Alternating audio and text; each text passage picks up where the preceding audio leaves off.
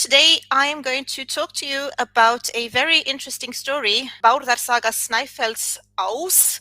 That would be the modern Icelandic pronunciation. If you prefer the medieval pronunciation, that would be Bárðar saga Snaefellsáss, with Ós meaning God, plural Esir. But this time we're not referring to a God as you would imagine it as a divine being, but rather to a guardian spirit. And we're talking about a guardian spirit from a very particular region of Iceland, the peninsula of Snæfell. So what you can see here in the picture to the left, this is a modern sculpture or statue. It depicts this half troll called Bárðar, and it dates back to 1978. So he is a protector of the peninsula nowadays as well. So he is still preserved in folklore, but the stories about him date back to the 14th century.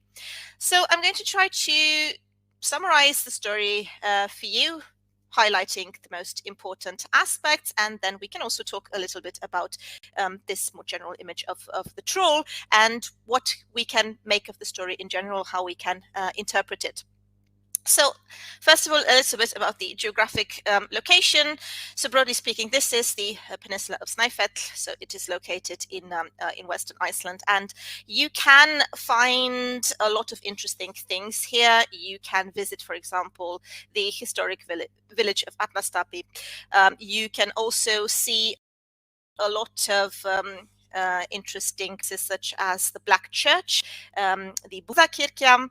Of course, perhaps the most famous example is the mountain Kirkjufell, where they also filmed a couple of episodes from Game of Thrones, I suppose. And yeah, you can also admire the seals on Ytri Tunga. So it's definitely a place worth visiting. And generally speaking, the landscape itself, I think, encouraged us to develop all these legends and myths surrounding the region. So, Bárðar saga Snaefellsáss is a late saga, so it dates back to the 14th century, and we generally refer to these sagas with the term post-classical sagas. So it is still a family sagas, so it depicts events dating back to the settlement period, so the 9th, 10th century. It depicts also revenge tales with feuds and different families involved in these feuds. But it also has, let's say, a little more fiction than the traditional historical family sagas, although that is quite problematic in itself, because if you read the Icelandic sagas, even the more historical ones, such as Njál Saga, or Laxdöla saga, you're still going to find a lot of supernatural and paranormal elements, because this division is something that is post-medieval. Yeah, so if we speak about family sagas or legendary sagas or chivalric sagas, yeah, there are a couple of thematic differences, but these would have been categories that we developed afterwards. So I'm not very sure whether the author writing the saga would have been aware of that genre division, because he has both historical elements and what we, from a contemporary perspective, might deem fictional elements. However, the boundaries between them would have been extremely vague. So a lot of what people in the medieval times would have regarded as history would not classify as such nowadays. All right, so like I said, this is set in the landscapes, the preternatural landscapes of Snaefellsnes in Western Iceland, and it tells the tale of not only the ancient guardian spirit known as Bárðar, but also his son. So the second half of the saga actually deals with the deeds of his son called Gestur. The saga does have a fascination with transgressive characters because our hero is half a troll. Now, when we use this term troll in this particular context, don't imagine those greenish monsters from later 19th century folklore, because that is not the case. Troll is a term used in medieval sagas to designate a lot of beings. So troll is also a term used to designate ghosts, for example, or revenants, or generally speaking, all kinds of beings that have to do a little bit with magic, sorcery, or shape shifting. So if If we are to define the saga with a term, I think it is safe to call it a hybrid, because, like I said, it has a lot of elements, trying to historicize the story. So the theme of conversion plays a vital part, as well as the theme of the settlement of Iceland. But then again, we also have all kinds of imaginings and fabrications and so on, putting it rather into this realm of the legendary. And what's interesting about it is that it does seem to be a little playful, a little ludic in terms of how it treats its protagonists and the stories they are involved in. So we do have these core themes which are very important for Icelandic identity, but then again we have the main protagonists who are not people, they're not humans, they're a clan of heathens of monstrous descent. So we can interpret it in a way as the sort of like playful reinterpretation of the more classical sagas, so to speak. So the chapters 1 to 11 tell about Bárðar's origins, his wanderings, and his transformation into this sort of like guardian of the peninsula, a godly entity coming to aid people in need. So in the first chapter, we find information regarding his lineage. His father is called Dumb. He is a semi-divine ruler. He is also descended from a family of giants and trolls, and he married the largest of all women, as depicted in the saga, a woman called Mjöll, which literally means flower. He is described, if you look at the description, you're going to see that he's not really described as a troll, what you would imagine as being a troll, because he's described as being this very handsome character. So I quote here, "Þessi svein var bæði mikil og væn at sjó, at menn þóttust engan yngri karlmann set hafa." So this boy was both tall and very good looking, and everyone thought that they had never seen a better looking boy. Interesting about him is the fact that he is sent to be fostered by Dofri, and Dofri is also described as being this mountain dweller. Now, when we find such descriptions, we generally associate that with a realm of chaos, but also a realm of knowledge that needs to be accessed. And it is described indeed that Bárðar learns a lot from this character, from Dofri. He gets trained in all sorts of skills, such as genealogy, fighting, so magic, and ancient law. It is also said that he ends up marrying his daughter, Flaumgerð, and then a second marriage with Hertrud, and he has a lot of daughters with both women. It is then told in the story, and this is very interesting because it depicts a common theme that you'll find in a lot of Icelandic tales. It is told that he was dissatisfied with the way Harald Fairhair was trying to impose taxes on everyone, and then he, with his brother, they decide together, alongside a couple of other farmers, to move to Iceland. So this is a recurring theme. This general stereotype of Harald Fairhair being this evil king trying to tax everyone, and then we have these like independent mind people who try to go to Iceland as a way of asserting their freedom and trying to build something for themselves. Now, this is reflective, especially of what happens in Iceland in the 13th century, actually, which is that the Icelandic community lost its independence and got ruled by Norway from that point on, so mid 13th century. And since the saga is written in the 14th century, we can assume that this was still very much alive in collective memory at that point. So they moved to Iceland. And if you look at the source called the Saga map, you're also going to find the locations where they got settled. So in this green, this blue point shows where Bárðar got settled. It had a settlement at a place called Laugarbrekka, and it is also said that he is involved in some kind of pagan ritual, some sacrifices for fortune telling at Trollkirkja, so the Trollish church, which would have been some sort of cave. Anyway, they afterwards use another cave to hold council, and this is called the Echoing Cave, the Songhellir. So they really settle in this landscape, and they try to make it their own. And then a lot of paranormal things start happening. Like, for example, two people from their party, they end up turning into trolls, and then they start competing with the settlers for resources. There is one episode, for example, when they are showed scavenging a dead whale, and that's the point where Bárðar engages with these people and defeats them. A very decisive moment from the story involves a family tragedy, so a conflict between Bárðar and his brother Þorkel, and it's quite devastating what happens, because we have a description of a game between the sons of Þorkel and Helga, who is the daughter of Bárðar, and they accidentally end up sending her on a piece of ice, which apparently floats all the way to Greenland, and she is discovered by none other than Eric the Red, and she does play an important part in some happenings in Greenland as well. So she apparently gets attached to this man called Skeggi, and we have a couple of episodes where the saga describes all these evil spirits coming to attack the household, and she plays a very important part in fending off these evil spirits. So we see here trollish heritage could also be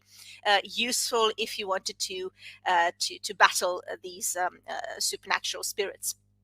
Bárðar is very affected by this whole story, and he does effect a quite gruesome revenge, which is that he throws his own nephews into ravines. So both of his nephews die because of him, and the saga also tries to explain some aspects of some elements of the landscape by using this story. And this is again something you see happening recurrently in the saga and in many other sagas, which is trying to explain elements of the landscape by using that sort of episode.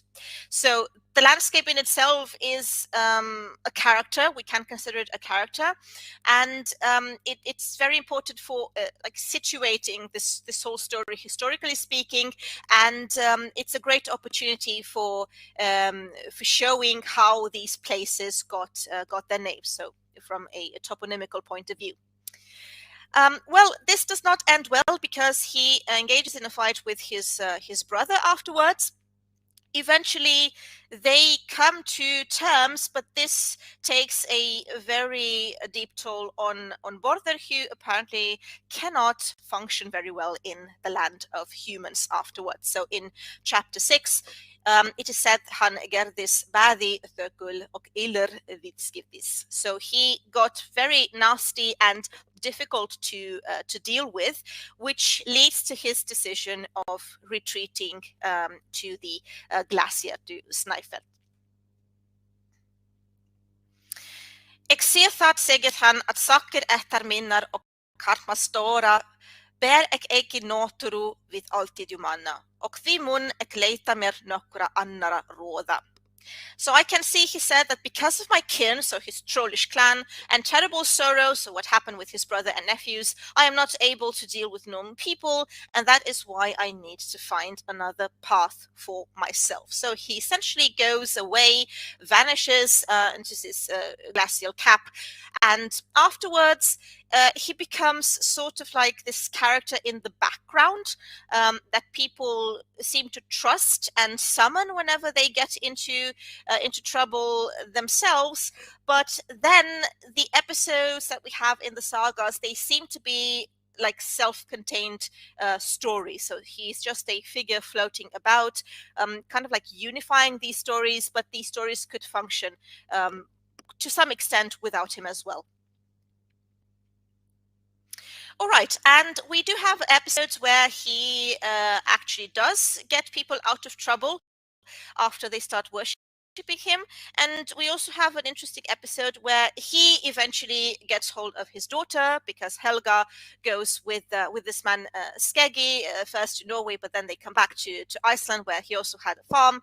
But Helga is not really that thrilled at this possibility of hanging out with her father, so she also disappears. So again, you can see the trollish heritage working in her case as well. So Thidis hvorki nolega men ne fenað eða herbergi. So it is said that she could not stay near men nor beast or in lodging. So she is better off by herself. So she cannot stand the presence of men. We have a couple of examples showing that. She does get involved in the story later on when she ends up fostering her half brother. We have a character called Ingjald, and Ingjald is one of the people who summons Bárðar to help him because he is pestered by a troll woman who prevents him from making the most of his fishing expeditions, and she tries to lure him into the open sea, telling him that she's going to make up for whatever he lost because of her.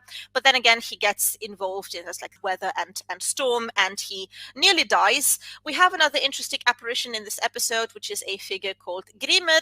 Grimr is, generally speaking, a name we find in association with Odin, but in this case, the saga tells us it is likely that we are dealing with Thor. So we can see here that definitely the author had some sort of ideas about these ancient mythological figures and happenings, but he is offering his own twist on the story.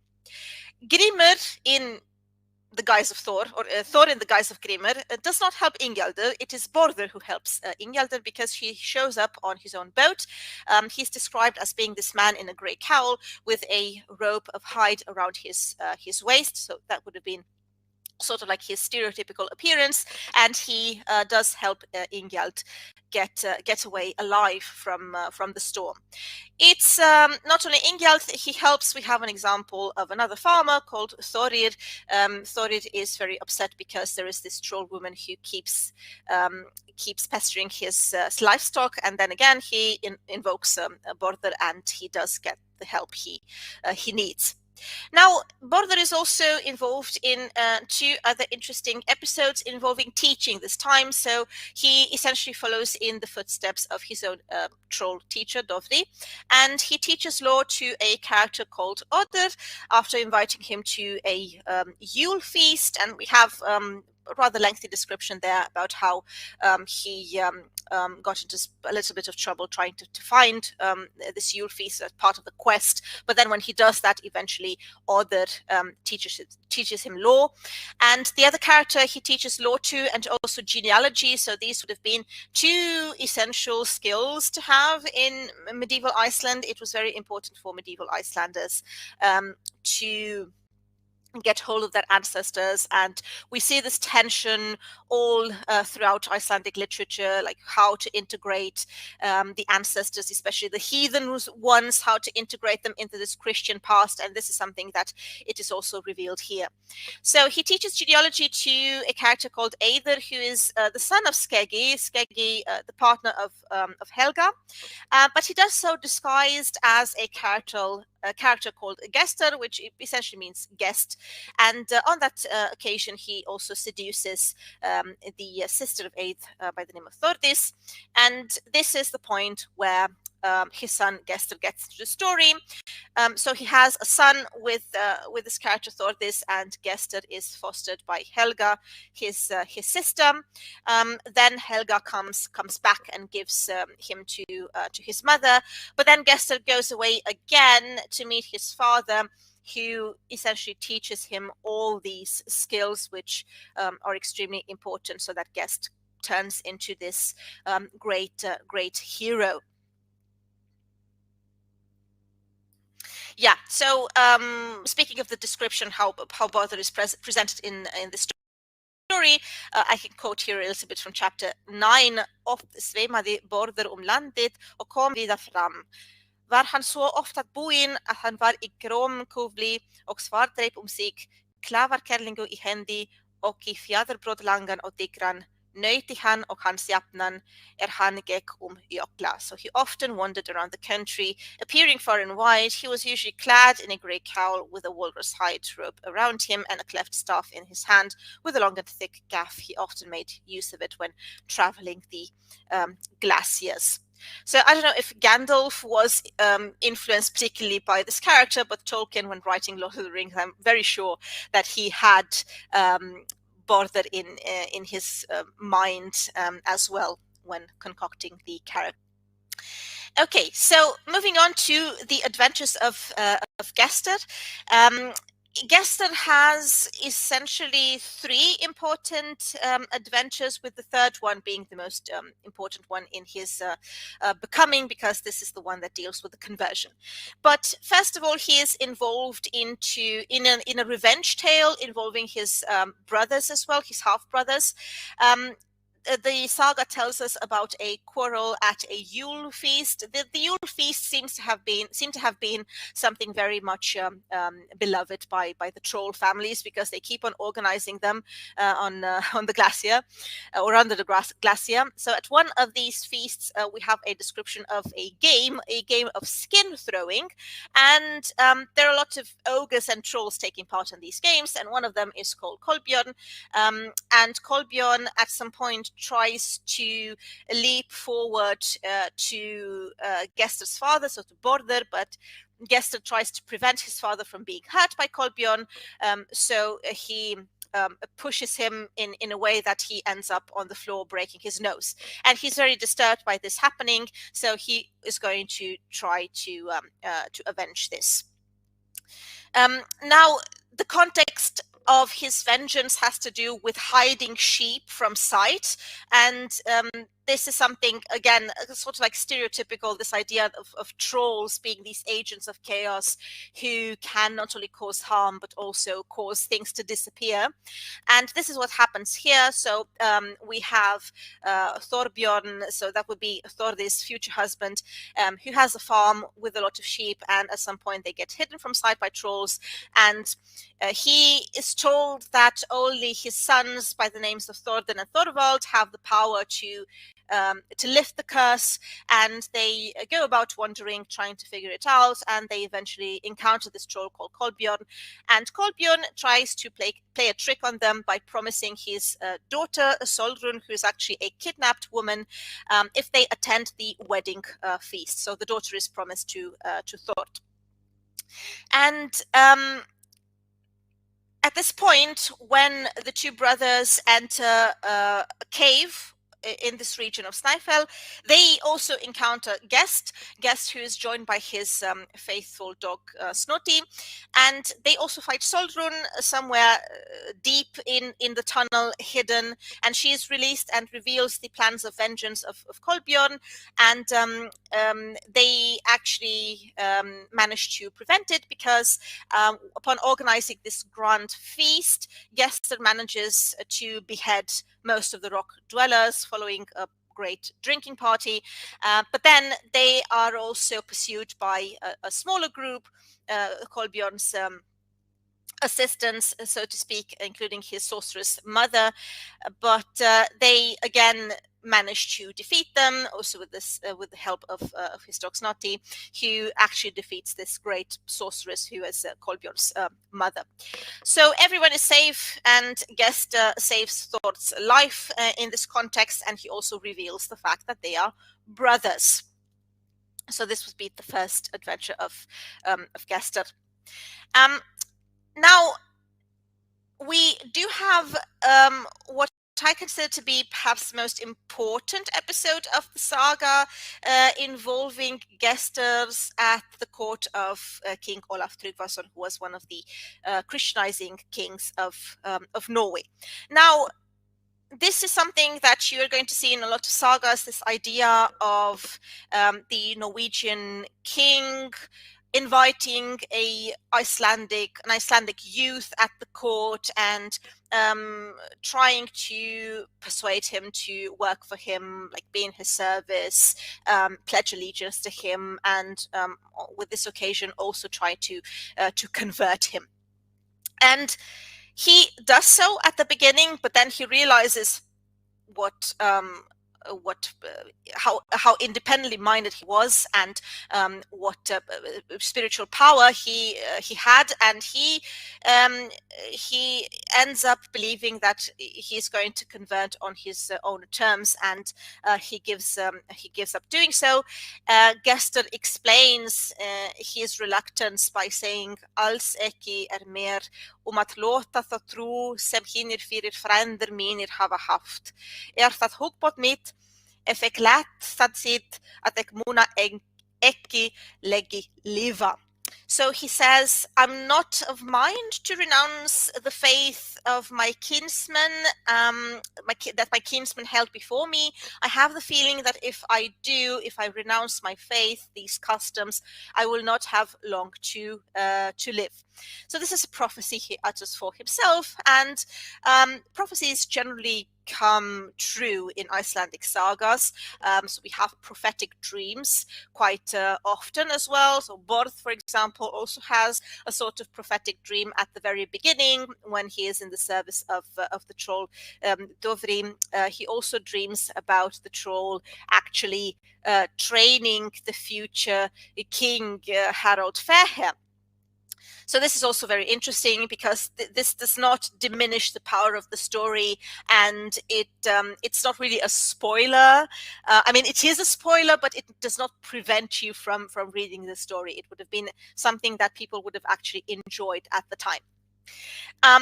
So we have this episode with Olaf Tryggvason trying to convert Gestur, but he doesn't want to do so. And then we move on to the other episode, which involves the mound breaking. So this is something extraordinary. It's a very descriptive episode, and I really do enjoy these episodes in the sagas. So not those where revenants or ghosts come back and haunt communities because they want something from you, or because they are somehow connected to that community still, or to some kinsman, but the ones where we have heroes actively seeking up the past, because we have the examples of these ancient kings. In our case, we have King Ragnar, an ancient king of Helluland, as he is described in the saga, posing a challenge for these heroes and offering them an opportunity to prove what they have become, to go on a quest and to highlight their heroism. And this is exactly what happens here. So we have, again, this very liminal chronotype of the Yule feast. These kind of magical encounters usually happen on Yule. So we have this ancient king coming to the hall and challenging the men to take the treasures from him if they can. So Olaf Tryggvason afterwards tells Gestur that this would be a great opportunity to prove what sort of hero he is, and he gives him some sort of aid to go with him on the quest, both objects and people. So he gives him, for example, 40 pairs of iron shoes, as well as a character, Jostein, who is a priest, and he's not really that welcome by Gestur, who prefers to take with him two magicians.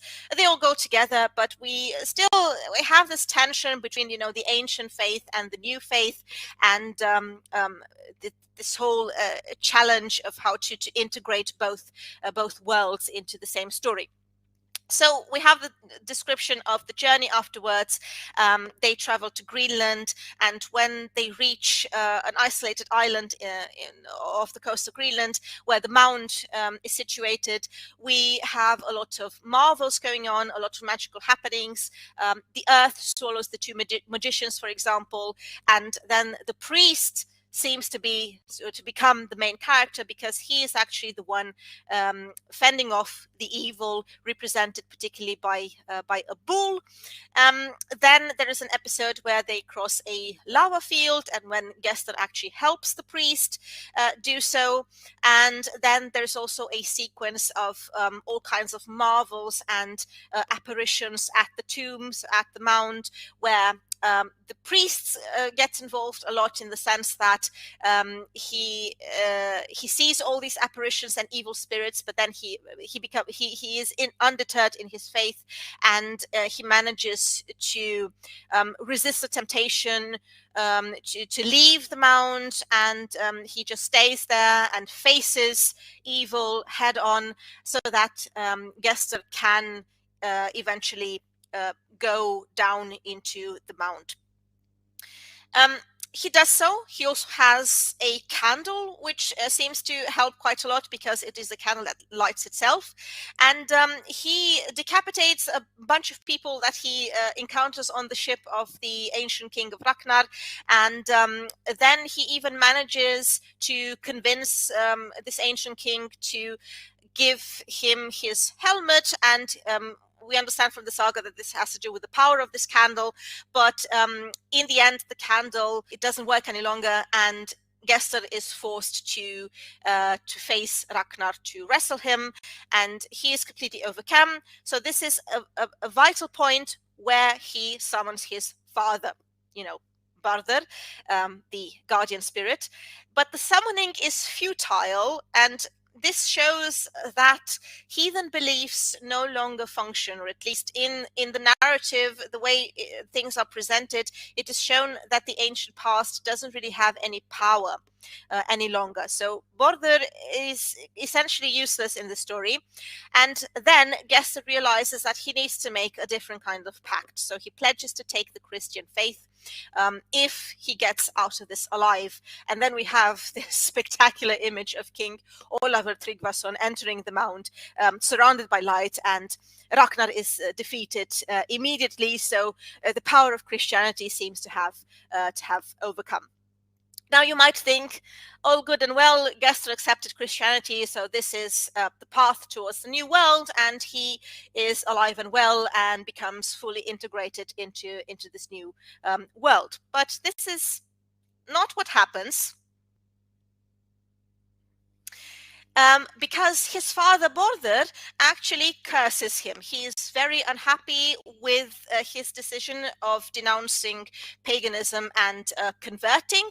And when he shows up to him, he is anything but conciliating. So, hina gestu nótt eftir en Gester var skiptur, dreymdi hann að Bárðar faðir sinn kæmi til hans og mælti. Illa hefur þú gert, þú hefur lotið trú þína. Þó langveðgar þínir hafa haft, og lotið þú þig til síðaskipti sakir lítil mennsku, og fyrir það skalt þú missa bæði augu þín. Tók Bárðar þó að augum hans heldur ótilmega og hóri síðan. Eftir þetta Gestur vaknaði, hefur hann tekið augnaverk svo strangan að hið sama dag sprungu þá út bæði. Síðan annaðist Gestur í hvítavoðum. So what happens here is that the next night after Gester is baptized, he dreams, again prophetically, that his father comes to him and announces a poor deed you've done, renouncing your faith and that of your forefathers, and allowing yourself to be forced to change your beliefs for lack of character, so cowardice. For doing so, you shall lose both your eyes. Bárð then placed his hands on Gest's eyes more than a little roughly, afterwards disappeared. When Gest awoke, he had such a horrible pain in his eyes that they burst out the same day. So a pretty horrific image. Afterwards, he died, still in his baptismal clothes. So this story does not have a happy ending, and there is a reason for that, actually. The reason is that Gest still belongs to this trollish past that needs to be defeated, or at least in the kind of narrative, the concept, the conceptual framework of this particular author. So if you want to make sense of Bárðar, well, the troll as a character, as a vague character in Icelandic sagas, an ambiguous character, is linked to a sphere of wilderness, a sphere related to the earth, a chthonic sphere, not necessarily chaos, but something liminal. He's in a liminal space, and if you want to interpret it from a theological point of view, then it would be the liminal space between heathenism and Christianity. Trolls are also associated with sorcery and magical abilities, also with shape shifting, and they play an important part in a lot of adventures, sometimes comical adventures. Yeah, here what we can see in Bárðar saga is something quite unique in Icelandic literature, because this is actually a main character.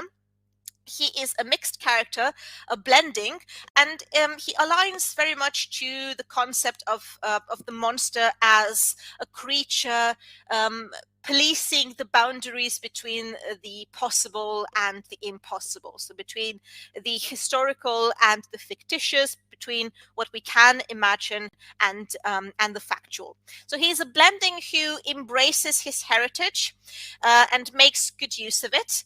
And we also find throughout the saga this pattern of traveling to the mountains and then dwelling in the mountains. So the mountains again are also this sort of like liminal space, a space with hidden knowledge, a space where you could get initiated, where you can gain experience.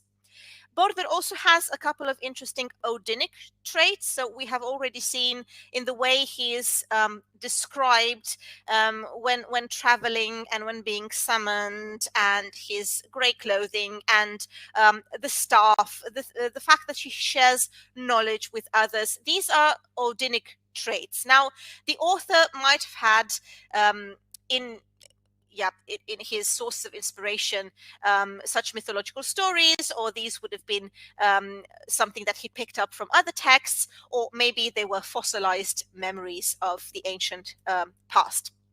So a very interesting character who is both historically anchored in Icelandic in the Icelandic narrative, national narrative. I mean here the story of the settlement, for example, but he's also stuck in a heathen otherness that is difficult to cope with. The historical anchoring happens a lot by means of referencing the Book of Settlements. So the Book of Settlements is a work where we have a lot of descriptions about what settlers came to Iceland and what places they managed to settle. So we have some passages in Bárðar saga where we have like a direct reference to the Book of Settlements. So by using that kind of passage, the author tries to lend us the impression of historicity.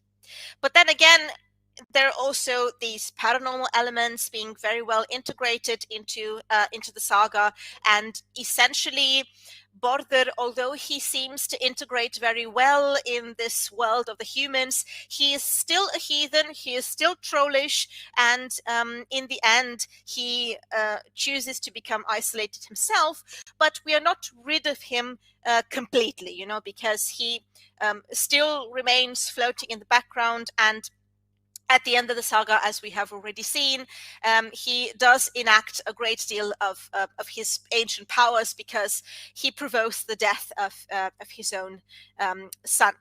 So his ancestry, we can say, is suspended in a deep past the author is experiencing or experimenting with, and the character obtains the status of, first of all, a landvættur, so sort of like a natural spirit, and that is going to be preserved in later folklore as well. If we are to analyze the fate of his son, the fate of Gestur, well, here we have narrative, sort of like historical nucleus to anchor the story in the primary world, which would be the relationship between a Norwegian ruler and an Icelandic youth, which would have posed a lot of opportunity, but at the same time, a lot of tension. And secondly, we have the clash of beliefs, so the clash between the ancestral heathen powers and gods and supernatural, generally speaking, and the new world of Christianity, so the new faith, which is also very much linked to more order and structure, and also law and political power as well. Now, Gestur has a quest which is quite similar to chivalric tales, the so-called Riddarasögur, which are basically reworkings of continental chivalric tales. And it can be interpreted from these two perspectives. So on the one hand, he is this sort of like ancient pagan hero, but at the same time, he is more of a knight, especially if we look at the episode with the mound dweller. This has been theorized as a story called Pagan Contact Story, or Thatr. Thatr is a sort of like short story, a short saga. Pagan Contact meaning not only a story dealing with the problems and challenges of conversion, but a story with supernatural happenings enabling Christians to access this distant history. And in this case, we have them very well symbolized by these otherworldly protagonists, so by Bárðar and his son Gestur. They both show an uneasiness in this new Christian human world, and this is seen quite brutally in the fate of Gestur, in the sense that he does adapt in the end. So he's unwilling to do so at the beginning because he refuses Olaf Tryggvason's proposal, but at the end he does accept Christianity. Nevertheless, he still pertains to this ancient world which needs to perish, so that the new age of order, faith, law, and especially Norwegian rule can dominate and replace it. So I think the story is very interesting from the point of view of both history and cultural memory. From several points of view. So first of all, we have apparently a very dynamic social landscape where multiple identities coexist and challenge each other. So we have seen the episode with a bit of a feud between Bárðar and his brother. We have also seen a lot of places which are explained in terms of the actions of the hero. So the idea of toponymy.